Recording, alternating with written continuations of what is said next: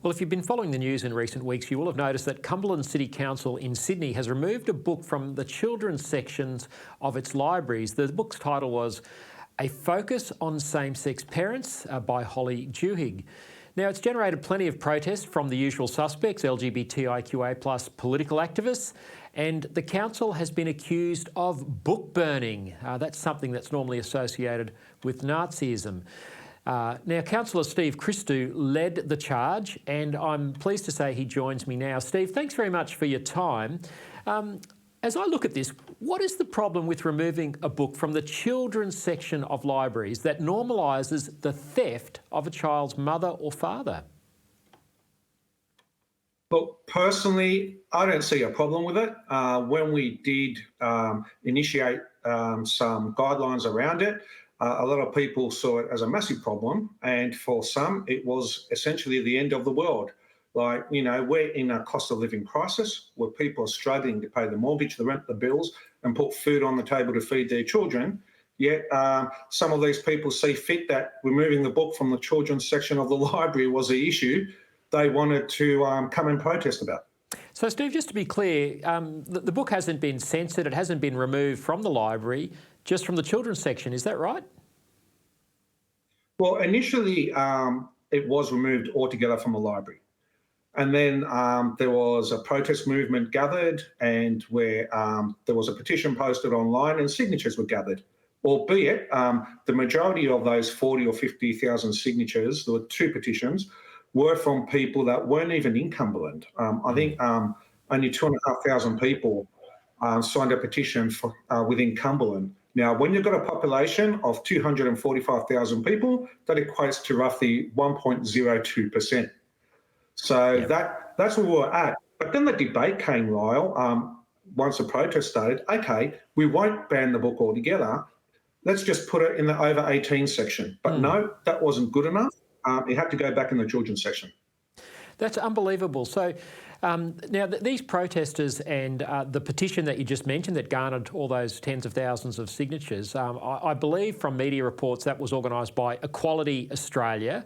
Now, these are the same people who ran the same-sex marriage campaign back in 2017. And these are the same people who said there'd be no consequences to anyone else. The only people affected by same-sex marriage is the loving couple, love is love, and children's rights and parents' rights wouldn't be affected. But clearly, these are the ones now fighting to make sure that little kids can be indoctrinated into the idea that they don't need their mother.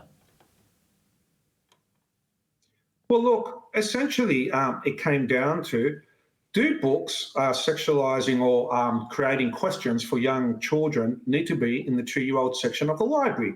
Now, it is my firm opinion, no, quite frankly, no.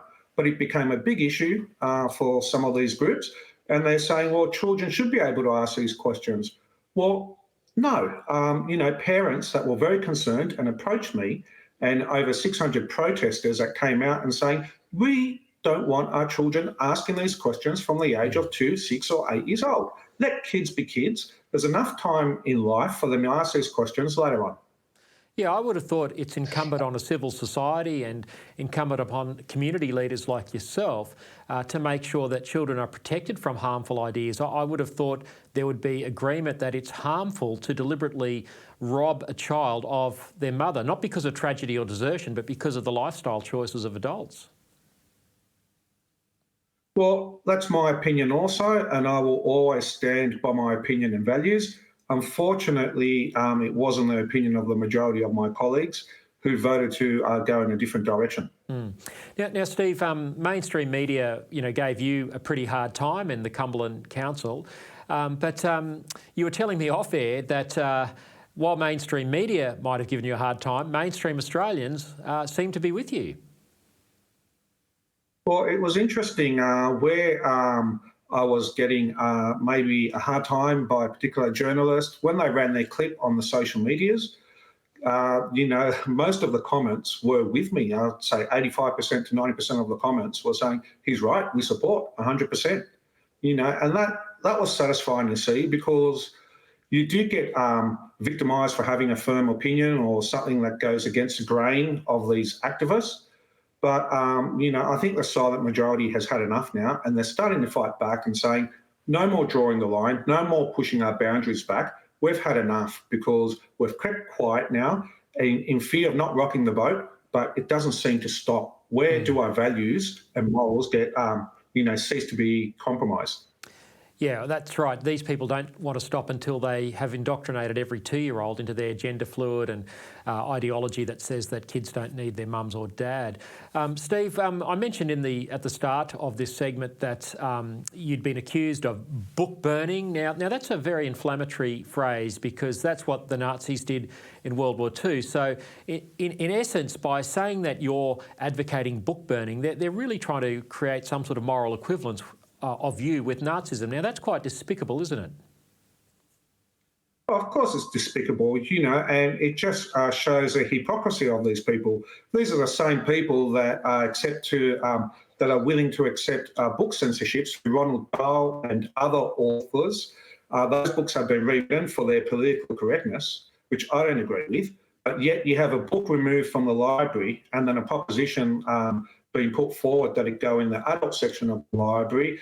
It's book burning and fascism and, just complete overreaction to a bunch of hypochondriacs, in my opinion. Yeah, well, of course, they use that sort of inflammatory terminology to try and dissuade people like yourself from taking a bold stand on behalf of children. Steve, I reckon, look, I didn't support same-sex marriage, obviously, and I know Western Sydney didn't either. They voted overwhelmingly against it in the 2017 plebiscite, but the majority of Australians did because they were told there'd be no consequences. They were told, as I said earlier, it was just about love is love, but it's far more than that because, as I mentioned, Equality Australia, the same people who ran the 2017 Yes campaign for the marriage plebiscite, they're the ones now trying to enforce the indoctrination of children. So I just think good on you and Cumberland City Council for taking a stand. I know it's taken a personal toll. Well, I will never compromise my values or my beliefs, and I will always stand up for the residents I represent, no matter how hard it gets. It has taken a personal toll. I've had death threats put upon me. I've had a lot of criticism thrown my way and a lot of pressure for me to overturn my vote or backtrack. And I didn't. I was the only councillor that stayed firm in his belief on both meetings.